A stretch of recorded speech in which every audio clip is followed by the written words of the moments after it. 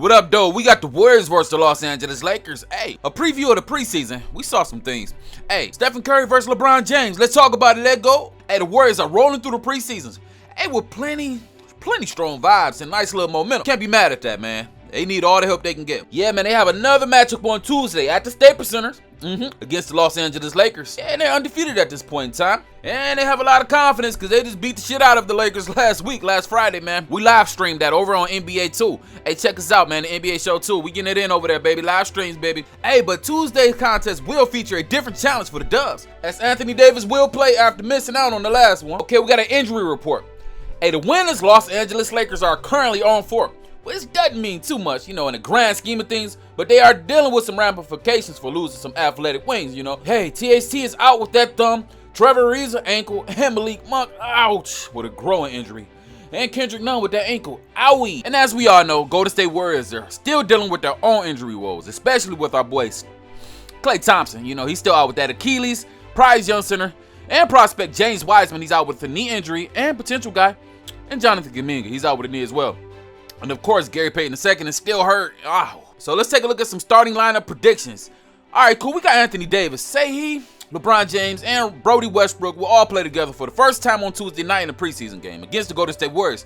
AD, he will be playing a 5 with this group, of course. All right, we got Russell, we got Kent Bazemore, LeBron James, Carmelo Anthony, and Big Davis at the 5. You know what I'm saying? And the Stephen Curry lineup is Andrew Wiggins, Jordan Poole, Draymond Green, and Kevin Looney's over there. And the Warriors' key players are going to be Jordan Poole, of course. Hey, man, this guy's been a standout ever since, pretty much his sophomore year, man. He's already proved his ability to balance multiple offensive roles this season.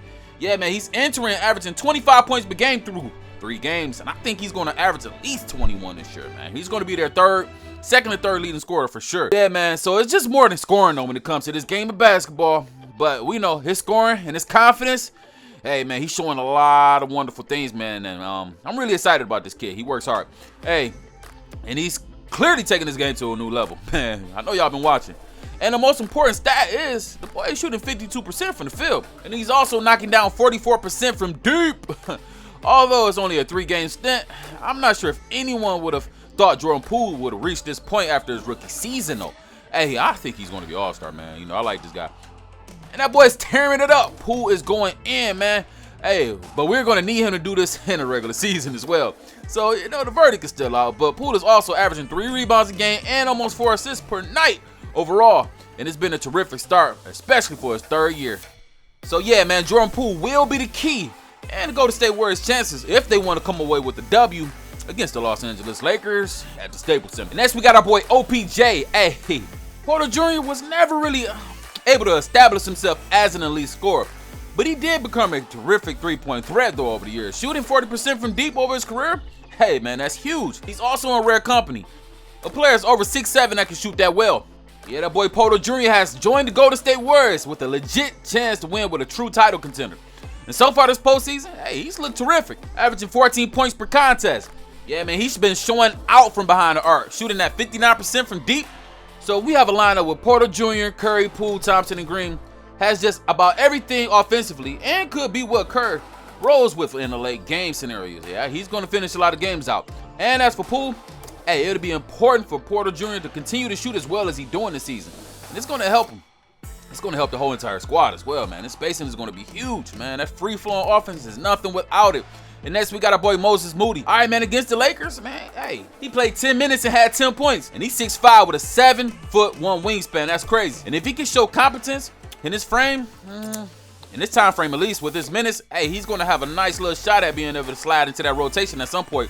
And the Warriors don't have oversized guards, so, hey, he might be able to get in where you fit in. Averaging over around 16 points per game in that brief stint in Las Vegas. Hey, and he's showing us that he can get it done and get out there and play with the best of them, Hey, Moody played a scoreless 9 minutes against the Portland Trail Blazers and had 6 points in 11 minutes against the Nuggets. And during those 3 games, he shot the ball at 56% from the field. His efficiency has impressed me a lot. What about y'all? And in limited times, he's showing he can get buckets and he can score within the offense. Hey, man, and if he continues to play well during the preseason, I can't see why he wouldn't get spotty minutes during the regular season. I believe he's going to find his way into the rotation. But that's me, though. I see a lot of potential in this kid, and he can be a dope player. And next, we got the key players for the Lake Show. Hey, of course, Anthony Davis, LeBron James, and Brody Westbrook will play for the first time. Let's go. Anthony Davis, 28 years old, 21 points per game, 8 rebounds, 3 assists. Yes, sir. And with the Los Angeles Lakers, they enjoy a guy like this on their roster. It's a luxury to have a fantastic defender who's capable of scoring the ball, especially from the middies and from the threes, space on the floor. And for the Lakers to have a dominating force on defense, a dominating figure, an imposing figure, amongst them is nothing short of a blessing, you dig me? And amongst other things, like I said earlier, man, he's a nice little mid-range shooter. He's one of the best mid-range bigs in the league. Mark that. You know what I'm saying? You hear me? And his fadeaways are crispy. His post-ups are crispy. Yes, sir. So he's a priceless asset to the Los Angeles Lakers scoring. But we all know, man, his biggest weakness right now is his health. Can he stay 100%? Can he be himself? And if he can stay 100%, you know, Davis is undisputably one of the best players in the NBA, man, without a doubt. Now, Brody, he's 32 years old. Last year, he averaged 22.2 points per game. Look at this, 11 rebounds and 11 assists. And the last time these two met, that boy only had 2 points, 1 of 6 shooting in 17 minutes. And he needs to adapt a little bit better with the Los Angeles Lakers system in order to play right along the side of his boy LeBron James. And that's going to take time, and it is a process, babe. So I would say the struggle over the last few years for Westbrook has led to him to having a bad reputation amongst fans and analysts.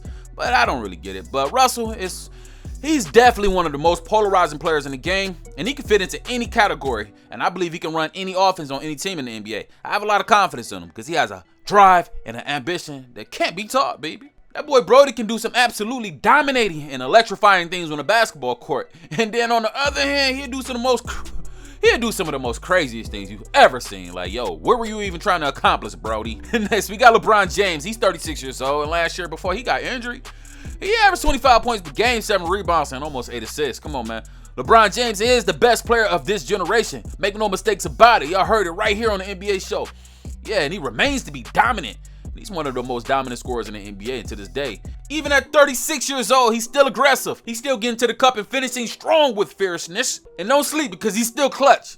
You dig what I'm saying? And his basketball IQ is second to none. You understand me? And his vision is like Magic Johnson. And his defensive capabilities are commendable as well. Don't sleep. And we are all familiar with the famous chase down block from behind. You think you got a wide open layup, but think twice. LeBron James is on his way. Beat that shit up, man. Go up strong or go home. In recent years, LeBron James has evolved into I would say more of a playmaker, a magical one at that. But, you know, whether it's enforcing defensive slashes, defensive plays, or even anchoring the team's defense, he has a knack for breaking the other team's momentum. Yeah, and at this point, LeBron James, he just gets the job done. If Monk has an extended absence, that reduces the total rotation of players to 11. So it's going to give Austin Reeves a lot more chances and opportunities to be able to prove himself, especially if he can come in and be a nice little 11th man off the bench. Reeves may be able to ascend even further towards the front of Vogel's mind. When making substitutions, if he takes advantage of this opportunity presented to him, he could do well for the rest of the preseason. And he's already doing well, shooting 41% of his three-pointers so far, and he's knocking them down so far while showing more than enough defensive abilities for an undrafted rookie at this point. Yeah, man, he's tough. So the Warriors' advantage, of course, is going to be three-point shooter.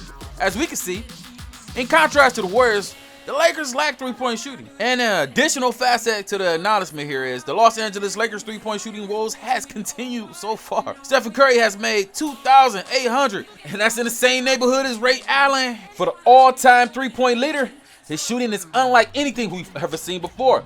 And although we've seen players with similar styles, nobody can duplicate what this boy has done in his career. Nobody. And next we got Andrew Wiggins. Hey, man, on the offensive end, he got better as the season grew last year. He averaged almost 19 points per game and a career high 38 from deep. And next we got Nemanja Bjelica, and he's shooting 40% from deep over his career, man. And he's always had big game experience. Hey, he was the EuroLeague MVP before joining the NBA. That's huge. Yeah, of course, we got the Lakers' disadvantage. The Lakers were experimenting with different lineups throughout this whole entire little preseason. Yeah, the Lakers, they could start up with Anthony Davis at the center this season, but the team has spent the last few weeks in practice experimenting with various lineups, especially with guys like Brody, LeBron James, and Anthony Davis, and trying to find the right guys around them. So the Lakers' team chemistry will be something to see this year. With the Lakers bringing in 11 new faces for guaranteed roster spots, hey, it's only logical that the players wouldn't gel immediately, man. It makes sense, right? So finding chemistry will be the key. And just like anything in life or any league you play in, chemistry is going to be the most important thing for the Los Angeles Lakers in order to achieve success this year. You dig me? So finding chemistry is going to be key. We know that. Continuity and all of those things. If they master that, they will manifest some wins. So at this point, man, it's too early to see. I think the Los Angeles Lakers, once again, they got to get together and play some games together. And I'm thinking that these preseason, at least the last few preseason games, they need to get their ass out there together. You dig what I'm saying? Because, hey, once again, they're not looking too hot for me, you know. And the Golden State Warriors are looking great. You know, they got a new splash brother, a splash cousin in Jordan Poole. So we'll see what happens, man. So until then, tap in with us over at the NBA Show 2. We're doing some live streams tomorrow. Hey, let's get it.